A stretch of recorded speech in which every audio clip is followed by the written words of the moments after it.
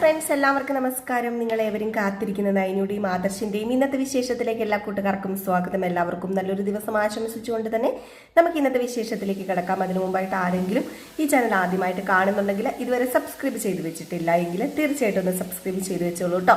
അപ്പോൾ നമുക്ക് നേരെ നാളത്തെ വിശേഷത്തിലേക്ക് തന്നെ പോകാം അല്ലേ. അങ്ങനെ തുടങ്ങുമ്പോൾ തന്നെ കാണിക്കുന്ന സീൻ എന്ന് പറഞ്ഞാൽ നമ്മുടെ ദേവയാനിയെയും ആദർശിനെയും ജയനെയാണ്. അങ്ങനെ നമ്മുടെ ജയൻ നന്ദുവിനെ കുറിച്ച് ഓരോ കാര്യങ്ങൾ പറയുവാണ്. ആ കുട്ടിക്ക് ഇത് പറ്റിയല്ലോ, ഇതാരായിരിക്കും ചെയ്തിട്ടുണ്ടാകുക, ആരായിരിക്കും ശത്രു എന്നൊക്കെ ഇങ്ങനെ പറഞ്ഞുകൊണ്ടിരുന്നപ്പോഴത്തേക്കും ആദർശ് പറയാണ് അത് വേറെ ആരുമല്ല, എല്ലാവർക്കും സംശയം അനാമികേനെ തന്നെയാണെന്ന്. അപ്പൊ അനാമികയെ ആണെന്ന് പറഞ്ഞു കഴിഞ്ഞപ്പോഴത്തേക്ക് നമ്മുടെ ദേവയാനി പറഞ്ഞത് സംശയം മാത്രമല്ലേ, സംശയം മാത്രമായതുകൊണ്ട് നമുക്കങ്ങനെ ഒരാളെ മാത്രം കുറ്റപ്പെടുത്താൻ പറ്റില്ലല്ലോ എന്ന് പറഞ്ഞപ്പോൾ ആദർശ് പറഞ്ഞു ഇപ്പം അമ്മയ്ക്ക് സന്തോഷമായി കാണുമല്ലോ അല്ലേ. അല്ല, അമ്മയ്ക്ക് ഇതൊക്കെയാണല്ലോ ഇഷ്ടം. അല്ല, അമ്മയും ഈ അനാമികയുടെ കൂടെ ആണല്ലോ എന്ന് പറഞ്ഞപ്പം ഞാൻ അനാമികയുടെ കൂടെയൊക്കെ തന്നെയാണ്. പക്ഷെ തെറ്റ് കണ്ടാൽ തെറ്റാണെന്നും ശരി കണ്ടാൽ ശരിയാണെന്നും പറയുവാൻ എനിക്ക് നന്നായിട്ട് അറിയാം. അപ്പം അതുകൊണ്ട് അതിനെക്കുറിച്ചൊന്നും പറയണ്ട. ആ കുട്ടിക്ക് ആ പോലീസ് സ്റ്റേഷനിൽ നിന്നും ഇറങ്ങണമെന്ന് തന്നെയാണ് ഞാൻ ആഗ്രഹിക്കുന്നത്. അല്ലാതെ ആ കുട്ടീനെ ജയിലിൽ കയറ്റിയിട്ട് എനിക്കൊന്നും കിട്ടാനില്ല. അവൾ തെറ്റ് ചെയ്തിട്ടില്ലെങ്കിൽ അവൾ ഇറങ്ങണം, അത് തന്നെയാണ് എൻ്റെ ആഗ്രഹം എന്ന് പറയുകയാണ് കേട്ടോ. അല്ല, ഇതൊക്കെ കഴിഞ്ഞിട്ട് ദേവയാനി അങ്ങ് പോയി. അപ്പം ജയൻ പറഞ്ഞ് എന്തെങ്കിലും വഴിയുണ്ടോ ആദർശം ഇറക്കാൻ എന്ന് ചോദിച്ചപ്പോൾ എല്ലാ വഴിയും അടഞ്ഞിരിക്കുക, നമ്മളെല്ലാ വഴിയും നോക്കി, പക്ഷെ ഒരു വഴിയും തെളിയുന്നില്ല. ഇപ്പം അതാണ് സംഭവിച്ചുകൊണ്ടിരിക്കുന്നത്. ഇനിയിപ്പം അറിയാമല്ലോ സംഭവിക്കാൻ പോകുന്നത് എന്താണെന്ന്. പറയാൻ പാടില്ലാത്ത കാര്യമാണ്, എങ്കിലും പറയാതിരിക്കാൻ വയ്യ. നയനയുടെ അച്ഛൻ ഇനിയിപ്പം എന്ത് സംഭവിക്കുന്നൊന്നും പറയാൻ പറ്റില്ല. ഇനിയിപ്പം അവൾക്ക് ജാമ്യം കിട്ടാതെ ഇരുന്ന് കഴിഞ്ഞാൽ ചിലപ്പം എന്തും സംഭവിക്കാമെന്ന് പറയുമ്പോൾ അങ്ങനെയൊന്നും സംഭവിക്കാൻ പാടില്ല. അതിനു മുമ്പ് എങ്ങനെയെങ്കിലും ഇറക്കിയേ പറ്റൂ, അവളെ ജയിലിലേക്ക് അയക്കാൻ പാടില്ല. ഇതേസമയം നമ്മുടെ അനാമികയും അതുപോലെ വേണുവിനെ രേവതിനെയും കാണിക്കുന്നുണ്ട്. അങ്ങനെ അനാമിക പറയും ഇനി എങ്ങനെയെങ്കിലും അവൾ രക്ഷപ്പെട്ട് കഴിഞ്ഞിട്ടുണ്ടെങ്കിൽ അറിയാമല്ലോ, നമ്മളുടെ കാര്യം അതോ ഗതിയാന്ന് കൂട്ടിക്കൊണ്ടാൽ മതി, ഇത് നമ്മളാ ചെയ്തതെന്നൊക്കെ അറിഞ്ഞു കഴിഞ്ഞിട്ടുണ്ടെങ്കിൽ പിന്നെ ജീവിച്ചിരുന്നിട്ട് കാര്യമില്ല എന്ന് പറഞ്ഞപ്പോൾ വേണു പറയുന്നുണ്ട് അതിന് നമ്മളല്ലല്ലോ ഇത് ചെയ്തത്, ആരറിയാൻ പോകുന്നു, ഇത് നമ്മളല്ല ചെയ്തത്. പിന്നെ അവൾക്ക് ജാമ്യം കിട്ടത്തില്ല, അത് 100% ഉറപ്പുള്ള കാര്യമാണ്. നമ്മളും അങ്ങ് മേളിൽ പിടിയുള്ളവർ വെച്ച് തന്നെയാണ് കളിക്കുന്നത്, അവർ മാത്രമല്ല. അതുകൊണ്ട് തന്നെ അവൾ ഈ ജന്മം പോലീസ് യൂണിഫോം ഇടാനും പോകുന്നില്ല, അവൾ ജയിലിലേക്ക് തന്നെയായിരിക്കും പോകുന്നത്. ഇനി അവളെ കാണാനും പറ്റില്ല ആർക്കും. എല്ലാത്തിൻ്റെ അഹങ്കാരം ഇതോടുകൂടി അവസാനിക്കാൻ പോവാൻ മോളെ. ഇനി മോളായിരിക്കും അനന്തപുരി തറവാട്ടിലെ റാണി. നോക്കിക്കോ, മോള് തന്നെയായിരിക്കും ഇനി അനന്തപുരി തറവാട്ടിൽ നിൽക്കാൻ പോകുന്നത്. ഇനി പതിയെ പതിയെ ആ നന്ദുവിനെ ജയിലിൽ വിട്ട പോലെ തന്നെ എന്തെങ്കിലും കാരണമൊക്കെ പറഞ്ഞ് നമുക്ക് നയനെയും നവ്യനെയും കൂടി അങ്ങ് ഒഴിവാക്കണം. അത് കഴിഞ്ഞിട്ടുണ്ടെങ്കിൽ പിന്നെ സന്തോഷമായിട്ട് മോക്കവിടെ ഒരു റാണിയെ പോലെ തന്നെ ജീവിക്കാം. അതിനുള്ള വഴിയാണ് ഈ അച്ഛൻ ഒരുക്കുന്നത് എന്നൊക്കെ പറയുകയാണ്. അപ്പോഴും നമ്മുടെ രേവതി പറയുന്നുണ്ട് ഇനി എന്തെങ്കിലും പ്രശ്നമായി തീരുമോ, ഇനിയിപ്പോൾ എന്തെങ്കിലും പ്രശ്നം വന്നു കഴിഞ്ഞിട്ടുണ്ടെങ്കിൽ റാണിയല്ല ആകുന്നത്, പിന്നെ അതേ അടിമയായിട്ട് ജീവിക്കേണ്ട വരുവുള്ള കാലം മുഴുവനും. അത് ഓർത്തോണമെന്ന് പറഞ്ഞപ്പോൾ ഇല്ല രേവതി, നീ എന്താ കരുതിയിരിക്കുന്നത്, ഇതൊന്നും സംഭവിക്കാൻ പോകുന്നില്ല, ഞാനുണ്ടല്ലോ, വെറും ഒരു വക്കീലിനെ അല്ല വെച്ചിരിക്കുന്നത്, നിങ്ങൾ വെറും ഒരു വക്കീലിനെയല്ലേ വെച്ചിരിക്കുന്നത്, അവരെ മാറാർ വക്കീലിനെ വെച്ചിരിക്കുന്നത്. ഏത് മാറാർ വന്നാലും ഈ കേസ് ജയിക്കാൻ പോകുന്നില്ല. ഒന്നാമത് പോലീസുകാർക്ക് നന്ദുവിനോട് ദേഷ്യമുണ്ട്, വേറൊന്നും കൊണ്ടുമല്ല, ഹബിയുടെ ദേഷ്യം നന്ദുവിൻ്റെ മേൽ തീർക്കും, അത് ഉറപ്പുള്ള കാര്യം തന്നെയാണ്. അതുകൊണ്ട് തന്നെ അത് നമുക്കൊരു ഭാഗ്യമായിട്ട് അങ്ങ് എടുക്കാമെന്നൊക്കെ പറയാണ്. ഏതായാലും ഈ ഒരു സമയം കഴിഞ്ഞ് കാണിക്കുന്ന അടുത്ത സീൻ എന്ന് പറഞ്ഞിട്ടുണ്ടെങ്കിൽ നമ്മുടെ നയനയും നവ്യയും കനകദുർഗയാണ് കേട്ടോ. അങ്ങനെ കനകദുർഗയും ഗോവിന്ദനും ഉണ്ട്. അപ്പം കനകദുർഗയും ഗോവിന്ദനും വല്ലാത്തൊരു സങ്കടത്തിൽ നിൽക്കുമ്പോൾ നയനയും നവ്യൊക്കെ ഇങ്ങനെ സമാധാനിപ്പിക്കുന്നുണ്ട്.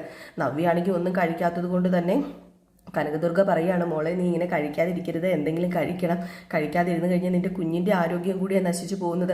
അറിയാലോ, നീ ഇപ്പോൾ ഒരു ഗർഭിണിയായ ഒരു പെൺകുട്ടിയെ, നീ നിന്റെ കാര്യമല്ല, നീ ഇപ്പോൾ ഒരു അമ്മയാകാൻ പോകുക. അപ്പം നീ നിന്റെ കാര്യം മാത്രം നോക്കാതെ കുഞ്ഞിൻ്റെ കാര്യം കൂടെ നോക്കണം എന്ന് പറഞ്ഞപ്പോൾ എങ്ങനെയാണ് അമ്മ ഇറങ്ങണത്, എന്തെങ്കിലും തൊണ്ടേന്ന് താഴേക്ക് ഇറങ്ങിയാലല്ലേ കഴിക്കാൻ പറ്റത്തുള്ളൂ.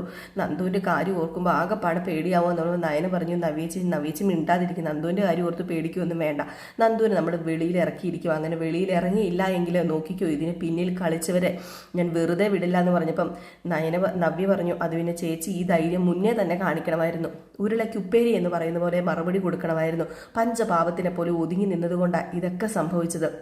അറിയാലോ, ഞാൻ അത്രയ്ക്ക് നല്ലവളൊന്നുമല്ല, അനന്തപുരി തറവാട്ടുകാർക്ക് എന്നെ അത്രയ്ക്ക് ഇഷ്ടവുമല്ല, അവർക്ക് ഇപ്പോഴാണ് എന്നെ ഇഷ്ടപ്പെടാനൊക്കെ തുടങ്ങിയത്. പക്ഷെ നിന്നെ അതുപോലെയല്ല, നിന്നെ അവർ കൈവെള്ളയെ കൊണ്ട് നടക്കുന്നത്. പിന്നെ നീ എന്തിനാ നയന പേടിക്കുന്നത്, അവരെന്തെങ്കിലും പറഞ്ഞാൽ നല്ല തിരിച്ചടി കൊടുക്കണം, നല്ല മറുപടി കൊടുക്കണം, അതായിരുന്നു നീ ചെയ്യേണ്ടത്. അല്ലാതെ നീ വെറുതെ തല കുനിച്ച് നിൽക്കുകയല്ലായിരുന്നു ചെയ്യേണ്ടത്. പ്രത്യേകിച്ച് ഇനിയിപ്പം നിനക്ക് അനന്തപുരി തറവാട്ടിൽ ഒരു നല്ല സ്ഥാനം തന്നെയുണ്ട്. അപ്പം നമ്മുടെ നയന പറയുന്നുണ്ട് അതിന് ഞാൻ ഇപ്പം നല്ല ഇതിൽ തന്നെയാണല്ലോ നിൽക്കുന്നത്. പിന്നെ എൻ്റെ അമ്മായിയമ്മയുടെ കാര്യം പറയുകയാണെങ്കിൽ എൻ്റെ അമ്മായിയമ്മയ്ക്ക് ഇപ്പം ചെറിയ തോതിൽ എന്തൊക്കെയോ മാറ്റങ്ങൾ സംഭവിച്ചത് കൊണ്ടാണ് ഞാൻ അമ്മയോട് ആ രീതിയിൽ നിൽക്കുന്നത്. പക്ഷേ അനാമികയും അതുപോലെ വേണു എന്ന് പറയുന്നില്ല, അനാമികയുടെ അച്ഛനെയും അനാമികയുടെ അമ്മയൊക്കെ അറിയാം എനിക്ക് എന്ത് ചെയ്യണമെന്ന്. നോക്കിക്കോ, എൻ്റെ നന്ദുമോൾക്ക് എന്തെങ്കിലും സംഭവിച്ചു കഴിഞ്ഞാൽ. അപ്പോഴേക്കും ഗോവിന്ദന് പേടിയായി. മോള് പറയുന്നത് കേട്ടിട്ട് എനിക്ക് പേടിയാവുക.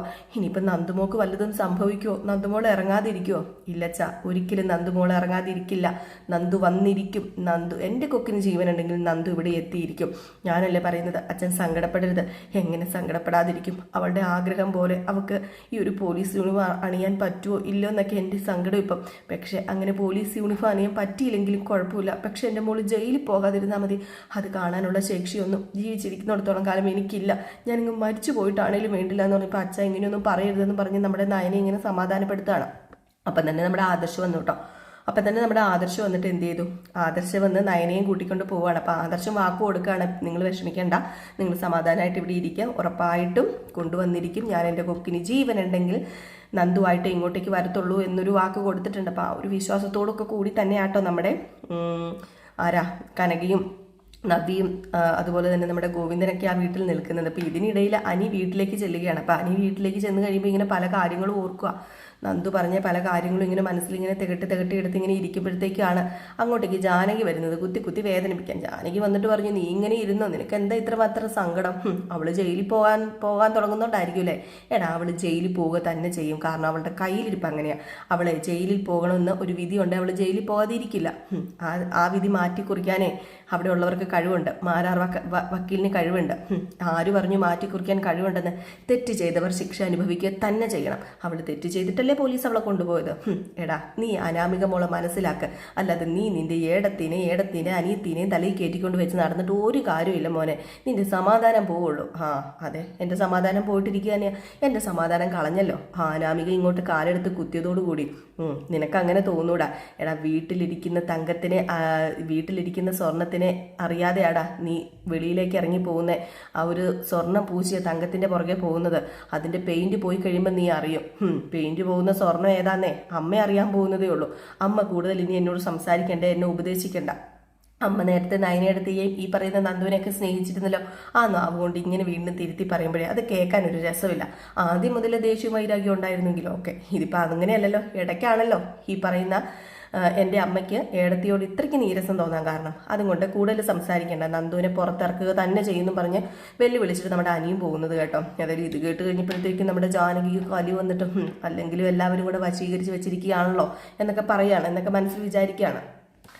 പിന്നെ കാണിക്കുന്ന സീൻ എന്ന് പറഞ്ഞിട്ടുണ്ടെങ്കിൽ നമ്മുടെ വേണുവിനെയാണ്. അപ്പം വേണു അവിടെ എത്തി, കോടതിയിലെത്തി ആ എതിർകക്ഷികളുടെ കൂടെ നിൽക്കുകയാണ് കേട്ടോ. അപ്പം അവരുടെ വക്കീലുമായിട്ട് ഇങ്ങനെ സംസാരിച്ചപ്പം വക്കീൽ പറയുകയാണ്, ഏതായാലും ജയിക്കാൻ പോകുന്നില്ല, ആ പെണ്ണ് ജയിലിലേക്ക് തന്നെ പോവുകയുള്ളൂ. അതുപോലെയാണല്ലോ കേസ് മുറുകിയിരിക്കുന്നത്, സാക്ഷി സഹിതമുണ്ട്. അപ്പം അതുകൊണ്ട് ഇതിനിപ്പോൾ ഏതായാലും ഒരു പഴുതുമില്ല അവർക്ക് ജയിച്ച് പുറത്തു വരാനായിട്ട്. അതുകൊണ്ട് നോക്കിക്കോ, ഉറപ്പായിട്ടും നമ്മുടെ ഭാഗം തന്നെ ജയിക്കുന്നൊക്കെ പറയുന്നുണ്ട്.